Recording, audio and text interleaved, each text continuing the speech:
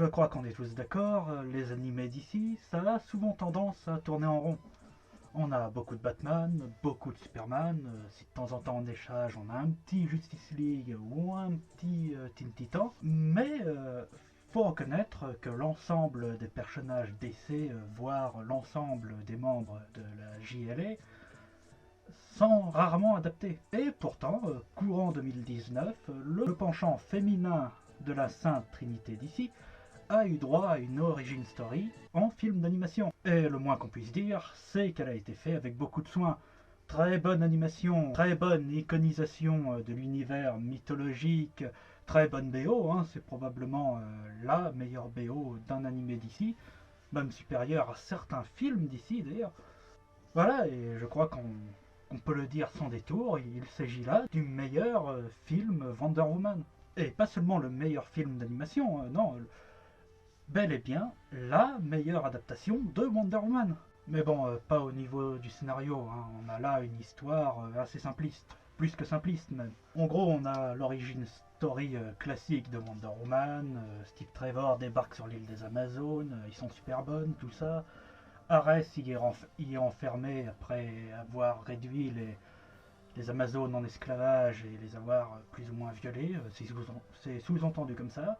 Il finit par s'échapper grâce à la trahison de l'une des Amazones, et il part foutre un peu le boxon dans le monde des humains, et Wonder Woman, accompagnée de Steve Trevor, décide d'aller l'arrêter. Voilà, comme vous pouvez le voir, il s'agit là d'une histoire assez classique de Wonder Woman, surtout quand il s'agit de ses origines. Et j'ai été assez surpris de voir que ce film partage au final beaucoup de points communs avec le film live de Patty Jenkins, à tel point que je ne serais pas étonné que les scénaristes du film de 2017 s'en aient pas quelque peu inspiré pour leur scénario.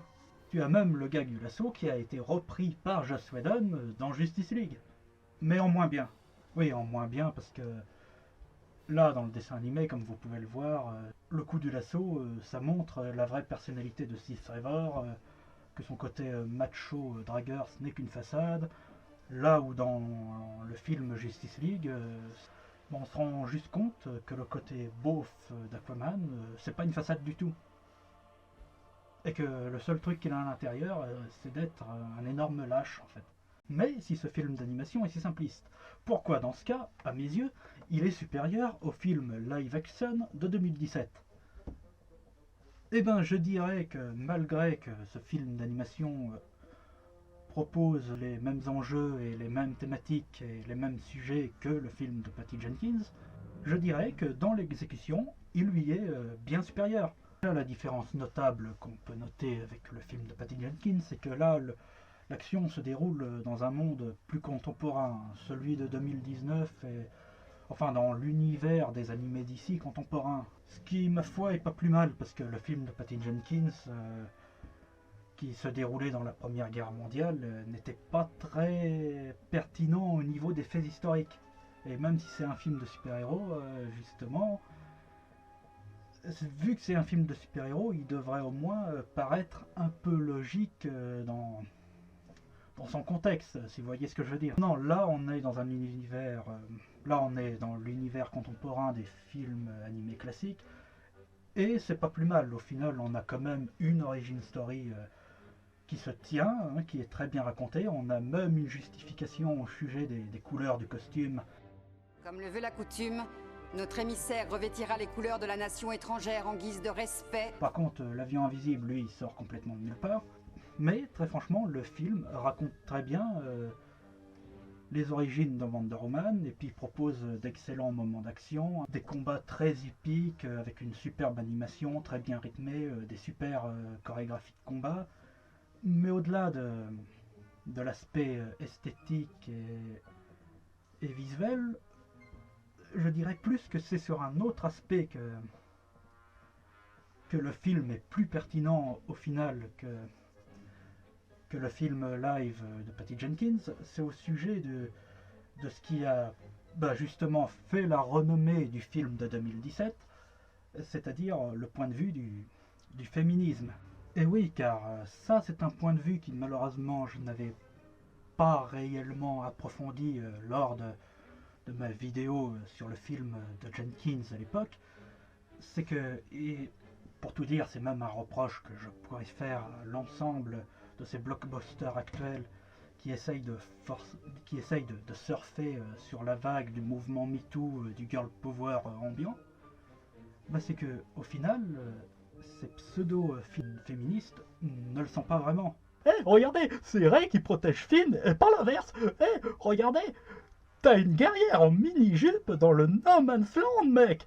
Meilleur film féministe de l'histoire. Et oui, parce que montrer une femme dans l'action, c'est bien joli.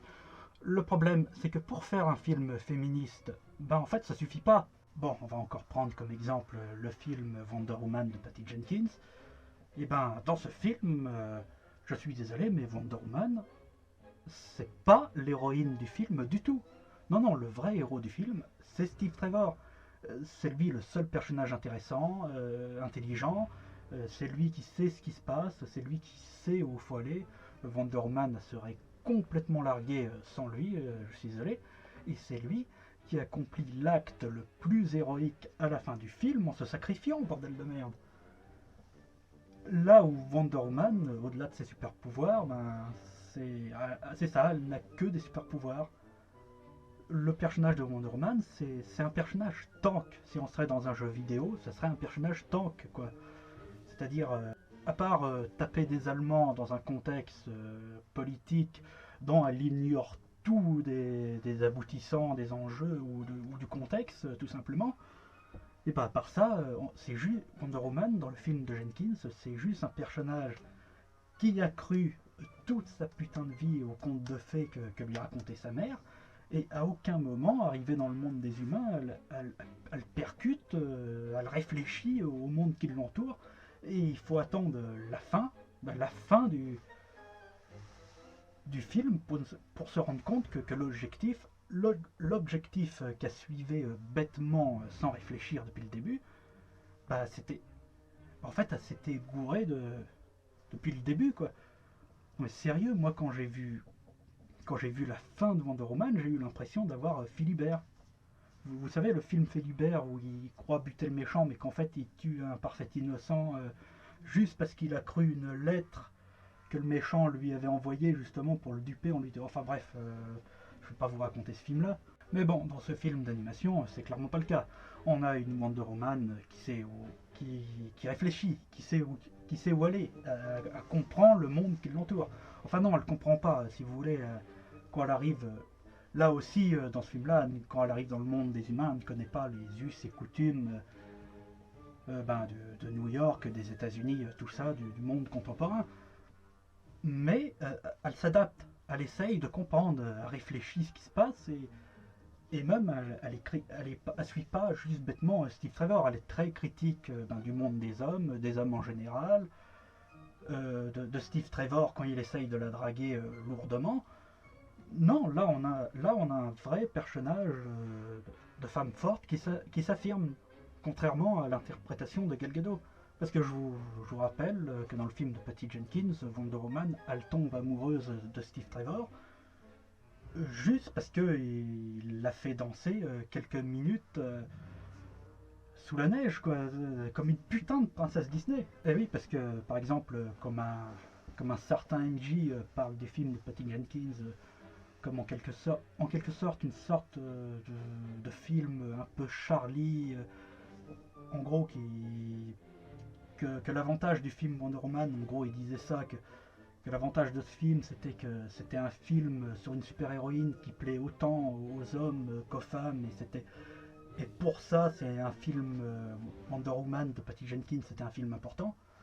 Ouais mais mec, en fait, s'il n'y a pas eu de commentaires macho ou de réactions réellement machistes contre le film Wonder Woman, et ben en fait, c'est justement parce que le féminisme présenté dans ce film ne représente aucun danger pour,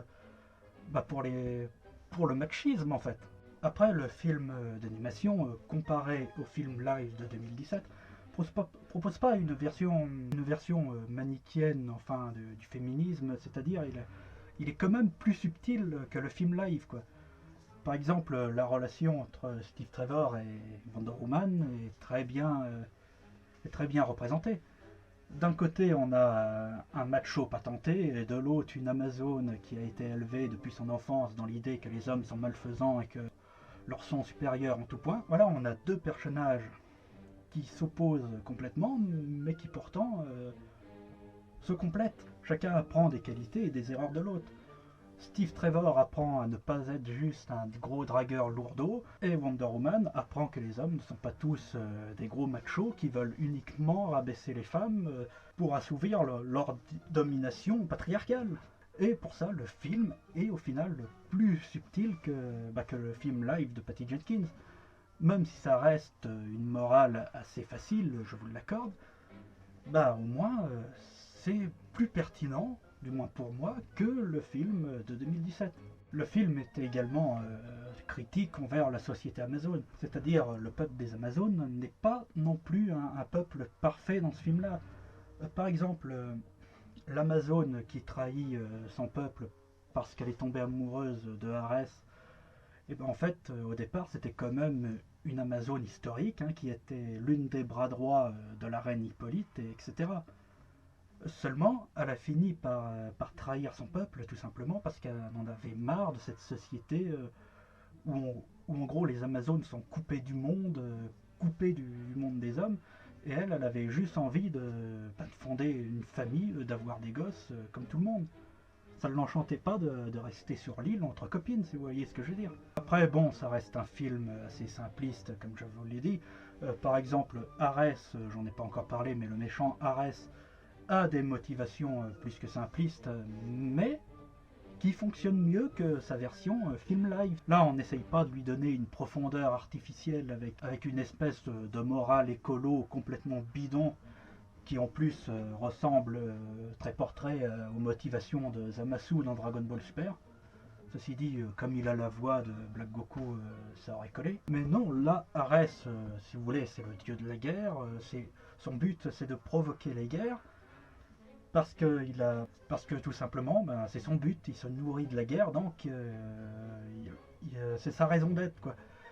Et pour moi, c'est une meilleure façon de traiter le personnage. Bon, il y a aussi cette histoire au sujet de son fils qu'il aurait eu avec la reine Hippolyte, et que la reine Hippolyte l'a tué parce qu'en fait, il l'a plus ou moins forcé en la violant, etc.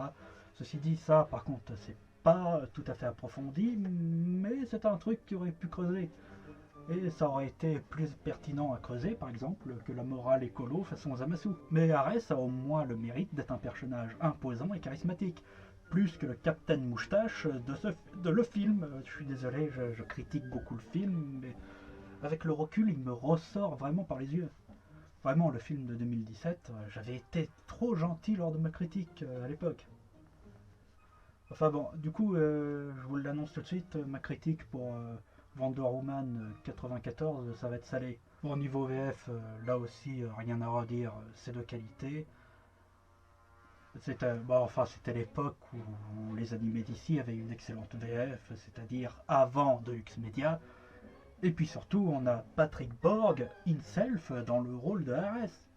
Et si rien que pour ça, vous trouvez pas ce méchant hyper charismatique, je sais pas ce qu'il vous faut. Voilà, très franchement, si vous n'avez pas vu ce film d'animation, je ne peux que vous le conseiller. C'est réellement une très bonne origin story de Wonder Woman, avec de grands moments épiques, des scènes de combat fabuleuses, ou d'ailleurs pas que pour Wonder Woman d'ailleurs. Steve Trevor est en retrait, comparé au film de Patty Jenkins, je vous le dis, il est plus en retrait, mais il sert à quelque chose. Mais surtout, toutes les Amazones servent à quelque chose dans ce film. Et oui, les Amazones participent au combat final, ils se bougent en le cul, bordel de merde. Enfin bref, si vous ne l'avez pas vu, encore une fois, je vous conseille de voir ce film. Croyez-moi, ou croyez-moi pas, mais il vaut 10 fois plus le coup que le film live de Patty Jenkins.